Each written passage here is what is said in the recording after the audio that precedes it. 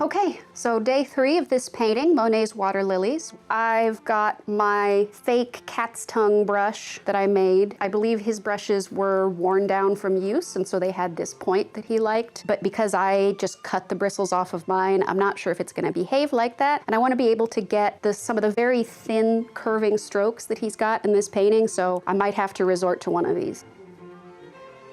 Before I start today, I have taken stock of this whole painting. I've made a list for myself of things that I need to address. And right now the area that needs the most work is basically this over here. I've got in some colors, but I haven't really kind of defined some of these lily pads over here. This part's still pretty rough. So this whole area needs some work.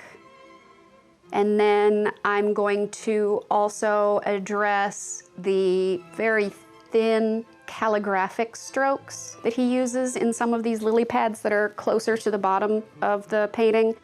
And I'm also going to use my dark blue to go into these areas and actually define the individual shapes of the lily pads. I didn't do that before because I was planning to do it with the dark blue. So got a few things on my to-do list today. I think I'm gonna start with my dark blues. Taking a real close look at this, we're gonna need some ultramarine. I think we're gonna need some cobalt down there, some of my cobalt violet also. Today, for some of those more linear strokes, I may need the paint to flow a little bit more than it does out of the tube. So that's why I've got that linseed oil out there. I didn't need that for my previous sessions.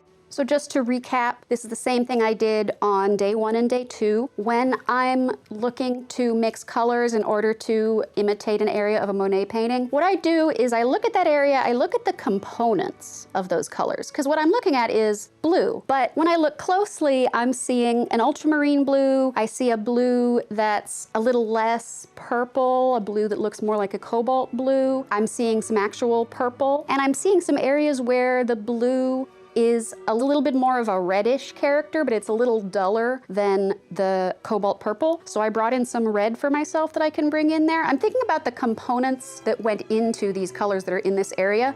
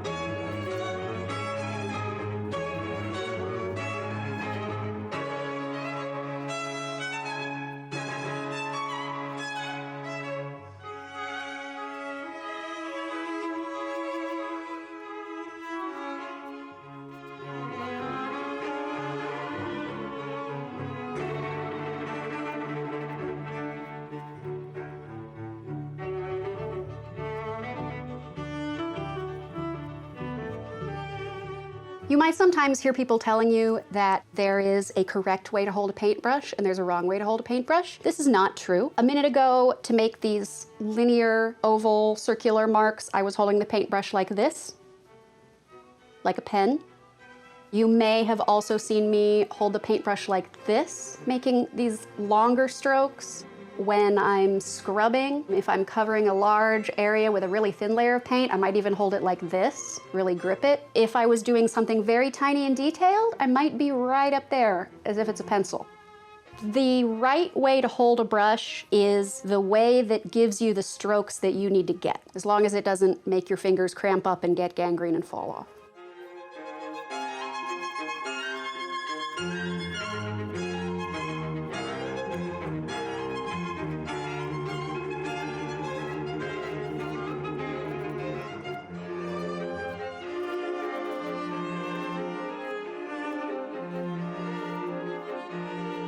As you start to get used to using different colors and different palettes, you'll start to be able to recognize colors in other people's paintings. Looking at that area that I just painted on Monet's original painting, I can see marks of alizarin crimson.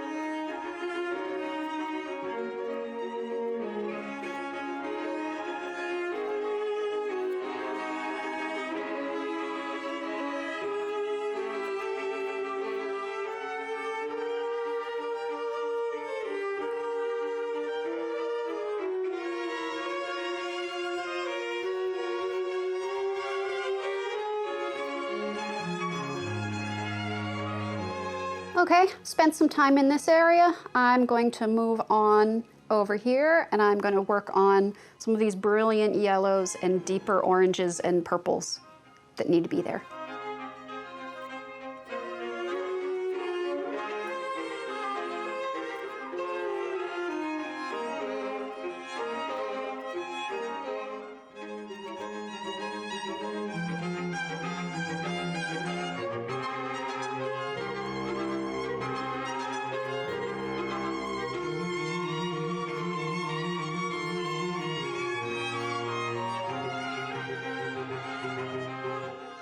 I left this area pretty undefined my last couple of sessions. I just sort of got the colors in there. So now I'm actually thinking about the specific shapes and placements of those lily pads that he's got in there.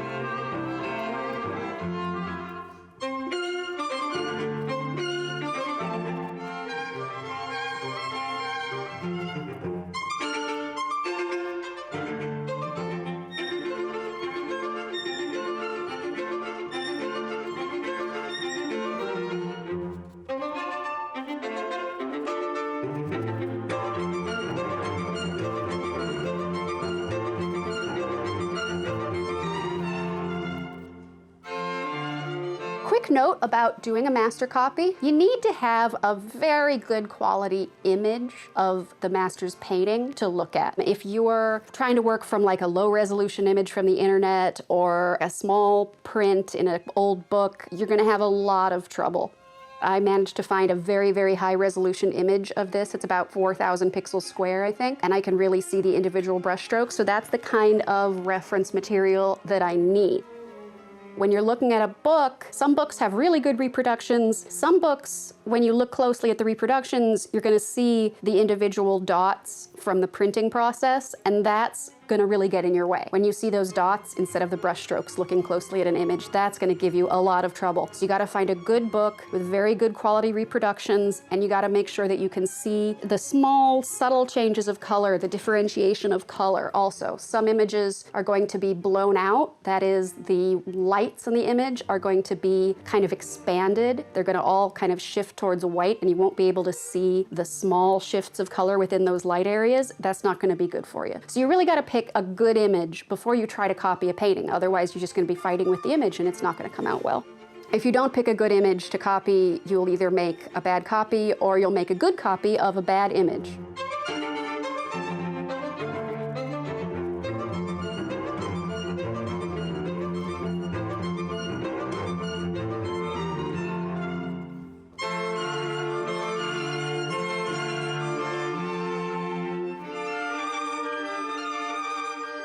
Monet would have taken many days to finish any of these paintings because he would only have worked on them for maybe an hour at once, because he was interested in capturing the effects of light. And if it's a sunny day and you're standing outside, the light after an hour is going to be quite different from the light that you had when you started. So he would have a bunch of paintings going at the same time. He would work on one for an hour, then he'd work on the next for an hour, and so on and so on.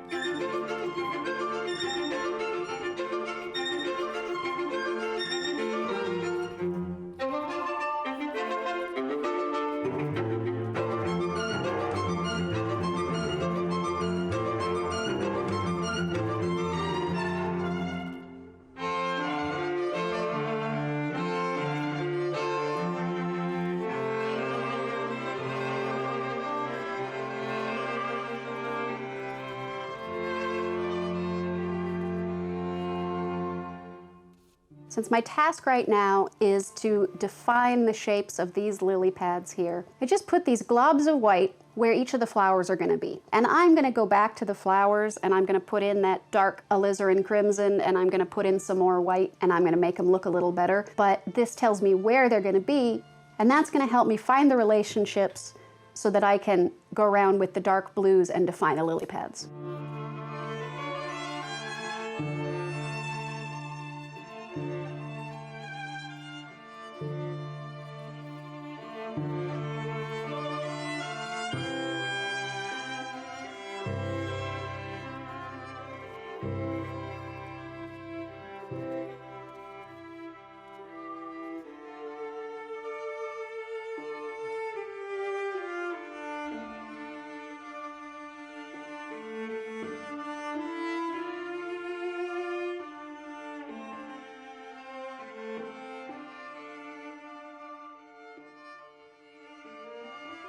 So this is day 4, Monet's water lilies. This is pretty much just a continuation of what I was doing on day 3. Everything I did on day 3 is still pretty wet. I don't have any new goals. I'm just finishing up.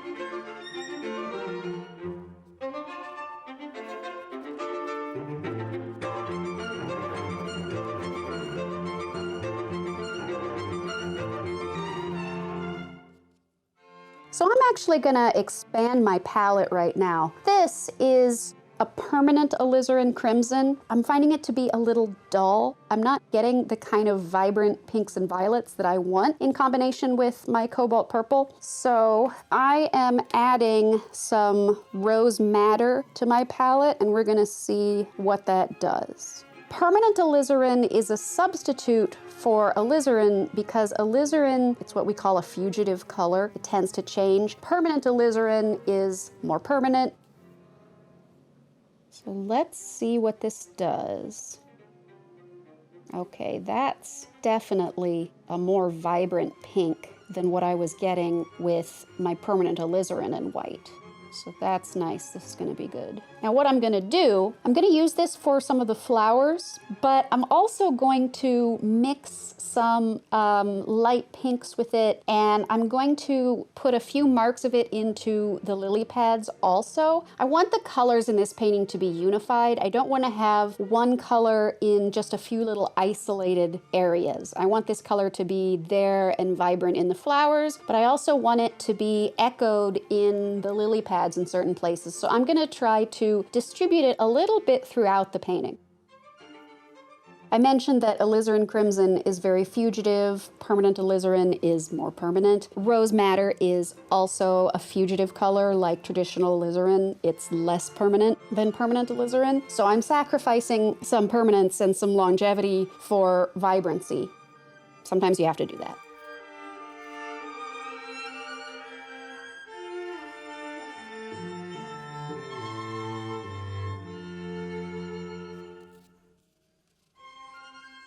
Something you're seeing me do is instead of pulling or dabbing my brush, you may see me roll it. And the reason for that is sometimes I want a more irregular stroke than what I am able to make by pulling the brush or drawing with the brush or dabbing the brush. So a stroke with kind of an odd shape like this, I can get by having a lot of paint on my brush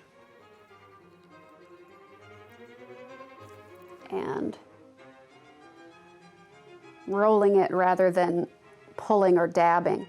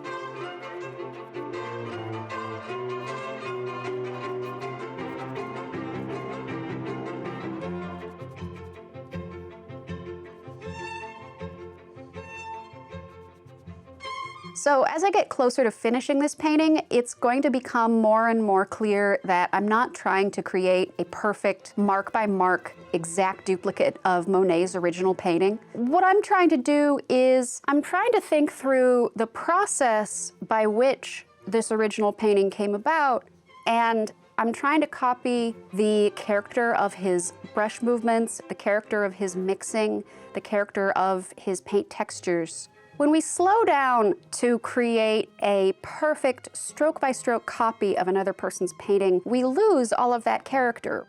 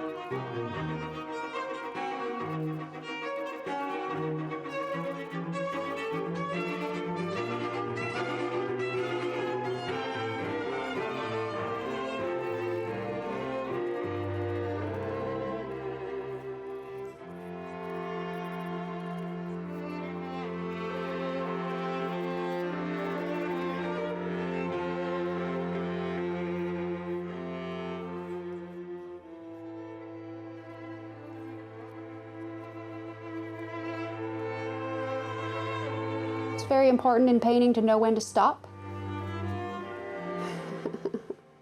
Before the 20th century, making copies was how painters learned their craft, and it very much was a craft. Museums like the Louvre and the Uffizi were open to art students who would set up their easels inside the galleries and paint copies directly from the original paintings. Monet copied Velázquez, David copied Raphael, Géricault copied Rembrandt, everybody copied Titian. They weren't making forgeries, they were learning from the masters. Copying Monet teaches us about color mixing, opacity versus transparency, describing form with the character and direction of strokes, creating texture with thick paint, and most of all, spontaneity. To paint like Monet, we can't get nervous and blend away our marks. We can't pick at the painting with tiny strokes. We have to be bold. Every artist of the past has something to teach us. Thank you for watching. If you have any questions, leave them in the comments below. If you enjoy our channel, please like and subscribe. We'll be posting new videos regularly. For more information and more videos, visit our Patreon. Thanks for watching. Have a good day.